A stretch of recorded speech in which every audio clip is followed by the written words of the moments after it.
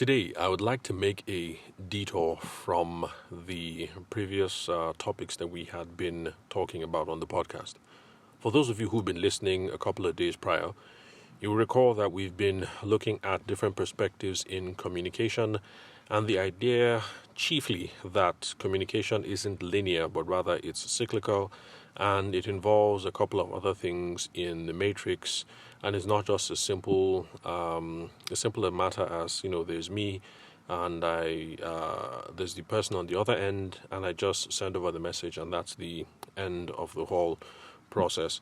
So when I was a little one, my father, who was a journalist, introduced me to the idea of the communications process or the communications matrix or the communications grid or whatever it is that it's called these days, about how there are lots of other things that you have to take into account when you are communicating.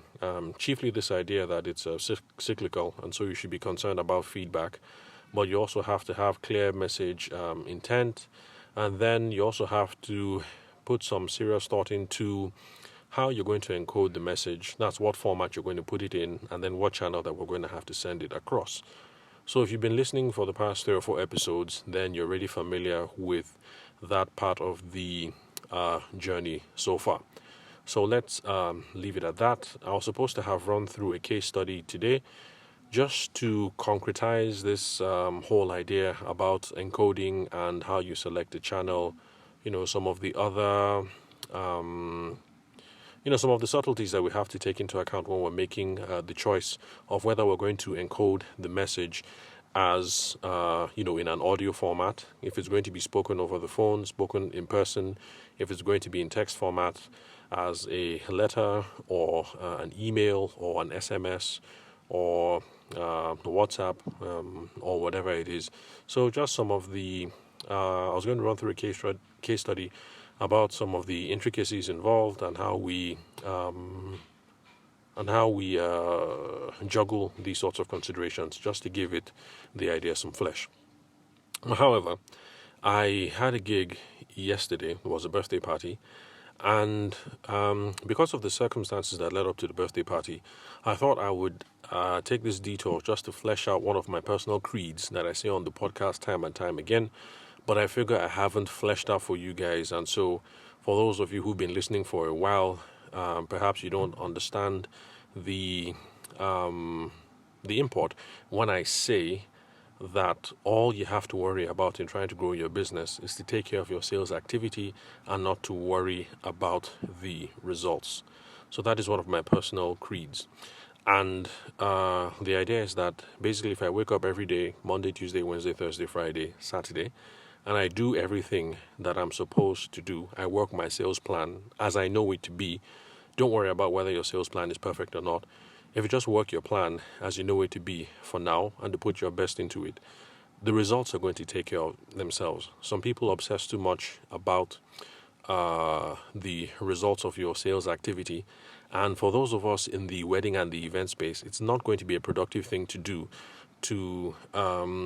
do your sales and marketing actions today and then start obsessing over the results. Because most businesses have some sort of lag between activity and results. And for those of us in the wedding and the event space, I'm sure by now we've kind of figured out that the lag between what we do and the results that come typically is measured between months or several weeks. So, in other words, all the activity I'm going to do in January, that's all the posting, the wedding expos, client meetings, things like that, are not going to yield businesses tomorrow and probably not next week. So most likely, if I'm doing some runs, I'm doing some activities in January, the results are probably going to show up in February if they're early, or maybe March or April. So there is that kind of lag, depending on where you are in the ecosystem. I hear that for those of our brethren who are more upscale, and for those of our brethren who are much more upscale, that their time lag is even significantly more. So it's possible that there might be already fully booked this year, let's say if you're a superstar photographer, for instance, even though you're charging 1 mil or something, and you have maybe 9 slots for the year, it's possible that you're fully booked out now. But the reason why you're booked out now, as of this time in 2021, is not because of the marketing that you did last week. It's probably because of the marketing that you did last year or maybe 2 years ago. So that is this idea that I would like to introduce any newbies to, if they happen to be here, that there is a lag, and so you cannot obsess about your results. Just stick to your sales process the best as you can for today. Of course, as you grow in your knowledge of sales and selling, and as you improve in the industry, you'll refine your sales process, but you really can't obsess about your results. So if it's January 1, then do the best that you know how to do right now, and don't worry about the results. You're doing all the activities in January 1. The results might show up in April, might show up in May, might show up in 2 years. You just don't know. So don't obsess about the results. And so the job yesterday is one of these scenarios where there was an event planner that I was cool with a couple of years ago, and we did several jobs together, and everything was cool until one day I botched up a job that was personal to her, and that kind of put a dent in our relationship. So at the time, I didn't even do what I knew was best regarding sales and after service, because I should have reached out to talk about the problem some more, to find out details about the problem and to see how it can be rectified. But I'm ashamed to admit that at the time I was in a bad place financially, and I didn't want to open that conversation just in case it went down the option of refunds and things like that, because I really was not in a situation to handle that kind of worst case eventuality. And so at the time I didn't run that part of my sales program, which is the customer service part of my activity, where I try to find out if everyone is happy, what are the problems, how we can seek redress, and blah blah blah. Now I have a much more mature understanding of the whole thing, and so now I know that even if you're in a bad state financially, the average Nigerian is okay with the payment plan. They're okay with you saying, "Oh, you know what? It's unfortunate this is where we are, and yes, I owe you 200 grand, but currently I cannot make 200 grand right now. Are you okay with me parceling out these payments in 3 months? I'll give you 100 grand now, 50 grand next month, and then 50 the next, and we'll call it square." So the average Nigerian is okay with the payment plan, and so I know that it's not as testy as a subject as I thought it would be. Anyway, sorry, forgive me for sniffling. The cold still hasn't gone. So, where was I? Yeah, so that was 2 years ago. I botched it up. I didn't even run that play to the best of my ability. But then all of a sudden, this year, I received a call, and it turns out that this person that I assumed our relationship had run sour had made a referral to someone else. But of course, she was open with the person. She said, "Look, this is the photographer that I would recommend, but this is the issue that I had with him. These are the details of what happened." And the person still called anyway, and it's something that we got to talk about. And I was able to assure the person. I don't think my assurance had anything to do with it anyway, because once the person called, it seemed pretty much like a done deal in a way.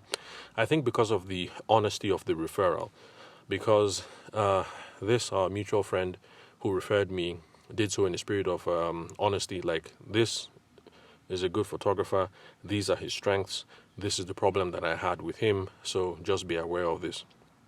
So I was able to assure and to distinguish about how we're not going to run into some of those problems. I'm not going to get into any details on that. The only thing I will admit is that yes, there was some poor professional judgment involved on my own part.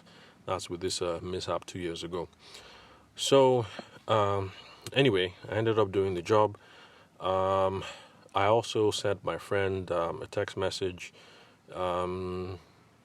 thanking for the referral, and then trying to talk things over. And yeah, we had that chat, and she was also at the party, so it turned out to be a good way to kind of resume the relationship.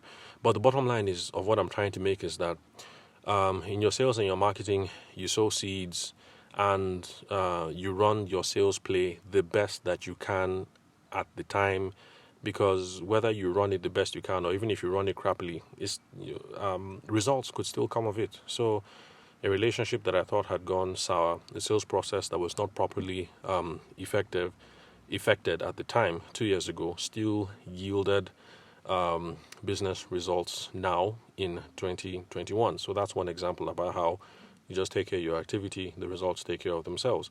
Another one is an even much more interesting scenario, because this wedding planner in particular is someone that I opened up communications with about 8 years ago, maybe 8, 9 years ago, when I first moved to Abuja, if I remember correctly. Or rather, when I moved back, because I grew up in Abuja, but then from there moved to Lagos and then Ile-Ife, and then Aberdeen for the master's program, where I met Patience. That's my wife.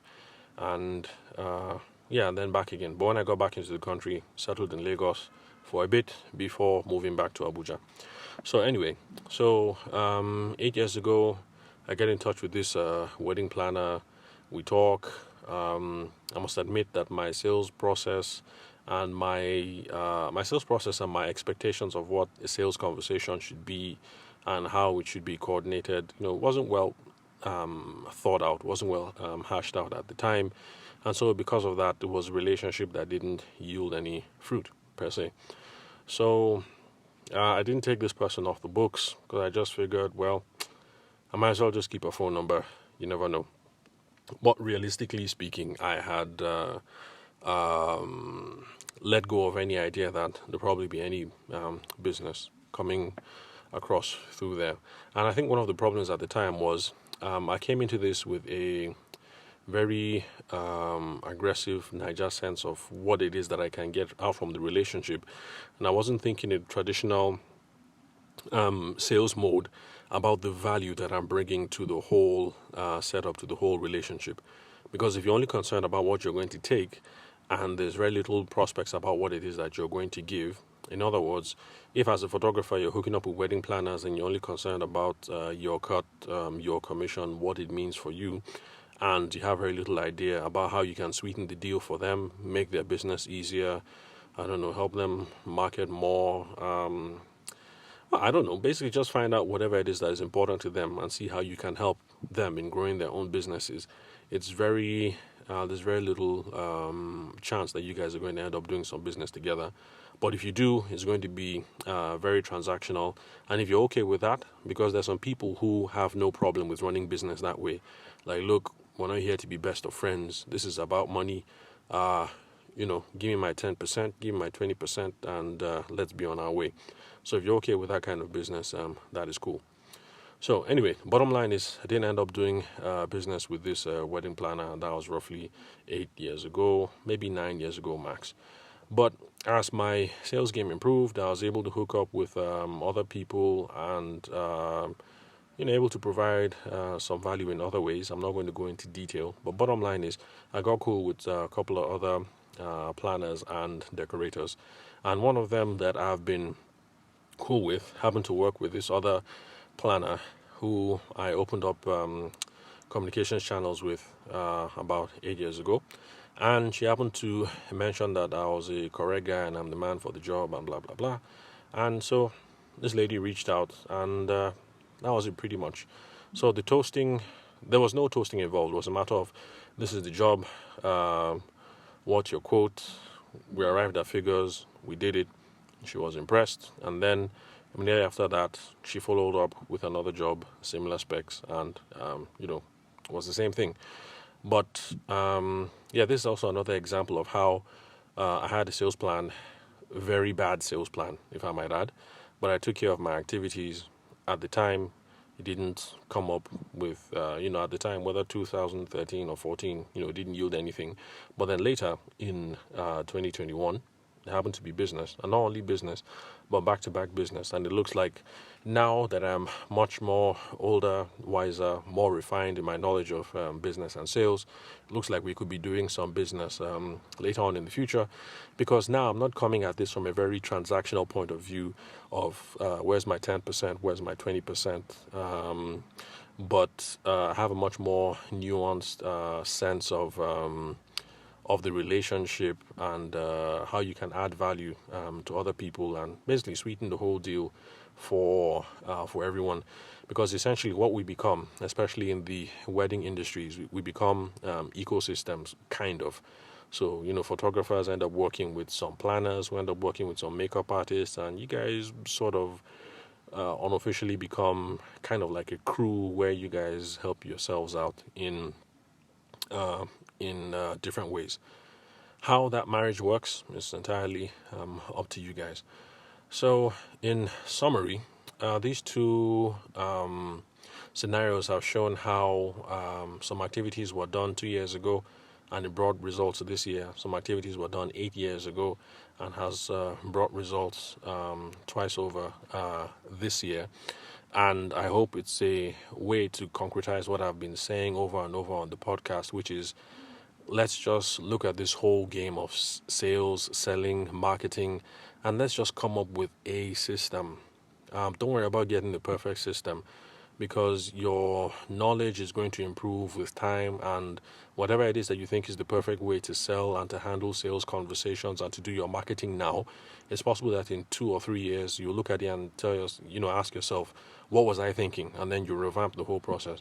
But the bottom line is, whatever it is you've come up with, stick to it faithfully. Do what it is that you have to do today, Monday, Tuesday, Wednesday, Thursday, Friday, and don't worry about the results, because the results pretty much are up to providence, it's up to God, and it's up to circumstances beyond your control. If you doubt, I'm sure that if you think hard a little, you probably know a friend of yours or some classmates who had some government connects and they had some contracts that they were working on, and everything looked like everything was good to go, and they were going to do the transfer and their uncle was going to be a couple million, and it looked like everything was going okay. But then the Nigerian factor kicks in.